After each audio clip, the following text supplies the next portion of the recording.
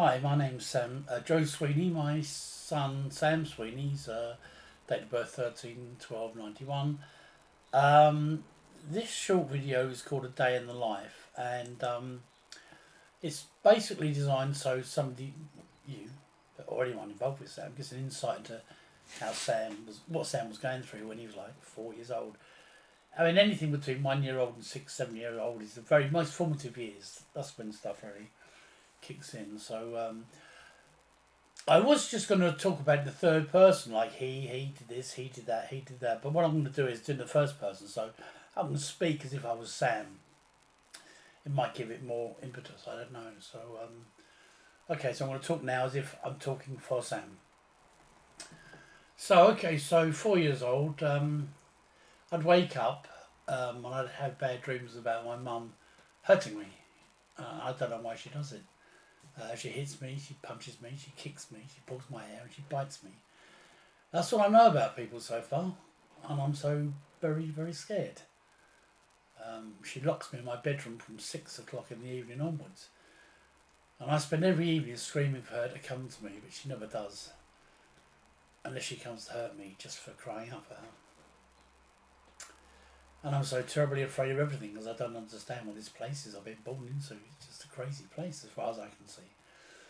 There's so much I don't know or understand, but what I have worked out is that nobody cares about me. Nobody cares about me. Violence seems the way to communicate with people, and this world is a very, very violent and unsafe place to be. All I've got at the moment is the belief in myself and the way that I see the world through what I've witnessed so far. I know I daren't trust anybody, as I've already worked out they're untrustworthy. I can't trust anybody. They prove themselves all to be liars. So what a sad, terrifying world I'm in. I don't know. I can't trust anyone. Can't rely on anyone. Can't reach out. I found out that you try to reach out, you get hurt. So I've got no alternative but to shun this world, to shut it out. I can't do it. I don't know what the rules are. I don't know what I'm supposed to do, what I'm not supposed to do. It seems I'm getting hurt randomly. Maybe there's a reason or justification for something used, but it appears random from where I am. So all I can do is try and survive on my own. Go back to the primary instinct of all humans: survive. I'm going to go in survival mode. That's all it is. I need to eat. That's about it really. And screw everybody else. I don't care about them. They don't care about me. So in my locked bedroom, and it's like 14 hours a night, 6 p.m. to 8 a.m. roughly. There was nothing except the bed and a bedside cabinet. Yet in the living room there were dozens and dozens of toys and books, and it's like a mini Toys R Us. Why couldn't she have some of those in my room? It was solitary confinement every night for 14 hours. Literally, no one came. Door was locked. Nothing. Literally, bedside, nothing. It was hell. It was really, really hell. So she opens the door around 7 o'clock with a heavy hangover, and I'm greeted normally with a shouted verbal abuse. I go downstairs, I have something to eat. About 8:30 a.m. the bus collects me for school. My intentions at school are pretty obvious, keep my head down, do not interact, or I might get beaten. I didn't know teachers weren't allowed to beat you.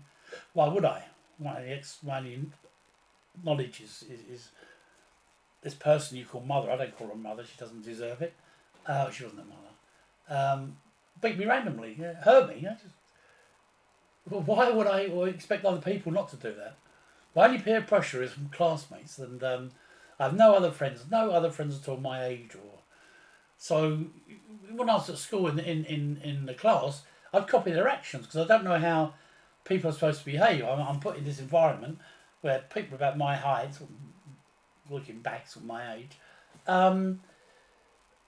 so I copied all their behaviours. I mean, the weird bit, I didn't know they were weird.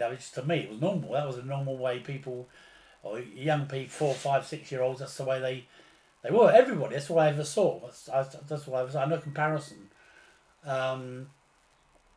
So I used to copy their actions and then look at the teachers for their approval. Am I doing this right? Someone's banging their head. I bang their head, so this is what you're supposed to do. turn around. Because they didn't say no or beat me, these actions, I thought, okay, that's how they want me to behave. I've seen that, I've copied it, I've looked, said, should I be doing this? And the teacher said yes. They haven't said yes. They just didn't say no or act negatively. So I took that as meaning, yeah, that's what I want you to do, Sam. Well, later I started to realise that when I engaged in these actions, people would leave me alone. Well, what a bonus that was. Really important tools to use in my quest not to interact. I mean, this couldn't have got better. Couldn't have got better. I learned absolutely nothing at school purely because I wouldn't let myself be taught. I chose not to let them talk to me. I used deflection methods to get them to stop talking. I don't want to hear about you. I don't want to interact. I don't want to see you. I don't want to hear you because I'm scared. That's all. I'm just scared. So that would be the day. And then when I ride back home about 4:00, she'd been drinking as she did every single day.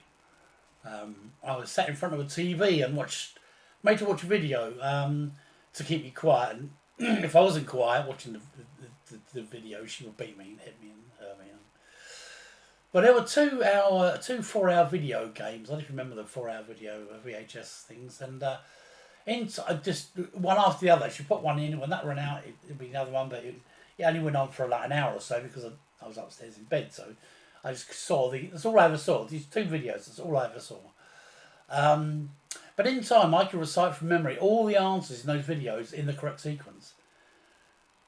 So you sit down and say, right, okay, what are the answers, Sam? Even without seeing the video, I'd say K, L, L, X, P, N, F, G, D, B, D, B, D, and then insurance, eyelids. It'd all be the answers that the people gave at that period of time. It's quite a phenomenal memory thing, but that's all I ever had. That's all I ever saw. That's all that was forced into me to look at this. You've got to look at this. Could you imagine what would happen if that was put to an academic use? The fact, so I sit down and do this. Then, so after I had my dinner, when I was having my dinner, I was forced to eat alone. And of course, if I made a mess, again, she would hurt me. I live in constant fear of being hurt. I think being bitten was the worst. She used to bite me on the forearm whilst using her 2 hands to grip my forearm like a sort of chicken wing. And guess what? That's exactly what I do to others when I want to inflict violence, except my dad. Where do you think I got taught that? What are the chances of me doing exactly what that person used to do to me? Anyway, it's more the same videos, and then I looked at my bed at 6:00. Why couldn't she play one of those numerous games that were in the lounge? I guess it's just me. Who cares? I don't matter. No one's out there looking after me. I could look after myself. I'll look after myself the best way I know how. Keep people away. Don't have to listen. They're lying to you anyway. Just as long as I get something to eat. And I don't care about being cold or hot. That's irrelevant. I'm just trying to survive. Literally trying to survive. Well, that's a brief recount of what life was like on a daily basis when I was 4. I hope that gives you an insight into how I saw the world, and still do to a great extent. Although it is getting better. So please help me if you can. Right, that's the end of the Sam talking. It's Dad talking now. So there's obviously so much more. I mean, there's so much more. This was just a brief flicker of how he was seeing things. There's many. I'll talk to anybody anytime, forever about Sam. If it's important that this is put down so people can see it, and because I'm not going to be around forever, or not for. Be lucky to see this year out probably, but it's important. This is lost information. It's not, not documented because it wasn't picked up by the social workers. Although the complaints were put in, that's another long story. It was outrageous what happened to Sam. Outrageous. But let's not talk about the past. Let's talk about the present.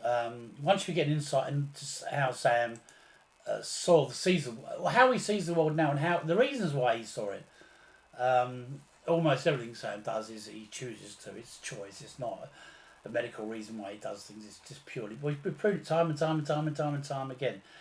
But every 6 months, a year after there's a change of staff, information gets lost along the way. So it's imperative that a group of staff get together and treat them as holistically as possible. So anything I can do to help, any questions you've got, ask anything you want. I'll tell you the truth. Any question about anything.